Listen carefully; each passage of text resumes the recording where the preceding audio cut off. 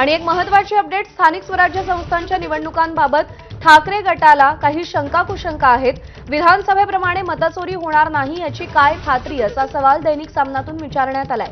मतदार याद्यांचे घोळ होणार नाहीत याची खात्री आहे का, असंही विचारलं गेलंय। मध्य प्रदेशातून 25,000 ईव्हीएम आणण्याचं कारस्थान आहे का, व्हीव्हीपॅट न वापरण्याचा निर्णय कारस्थानाचा भाग आहे का, स्थानिक स्वराज्य संस्थांमध्ये खरंच लोकशाही येईल का, असे काही सवाल सामनातून विचारण्यात आलेले आहेत। सामनातले आजचे महत्त्वाचे मुद्दे आपण पाहूया। न्यायालयानं स्थानिक स्वराज्य संस्थांच्या निवडणुकांना पडलेल्या सरकारी बेड्या तोडल्या आहेत, चांगलंच झालं। परंतु या संस्थांवर खऱ्या अर्थानं लोकशाहीची प्रतिष्ठापना होईल का?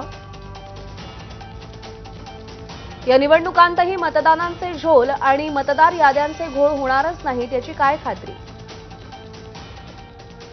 ईव्हीएम कमतरतेचे कारण पुढे करत मध्य प्रदेशातून 25,000 ईव्हीएम आणण्यामागे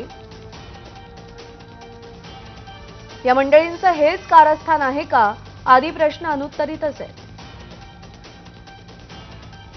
3 वर्ष रखडलेल्या निवडणुकांचा मार्ग सर्वोच्च न्यायालयानं मोकळा केला खरा,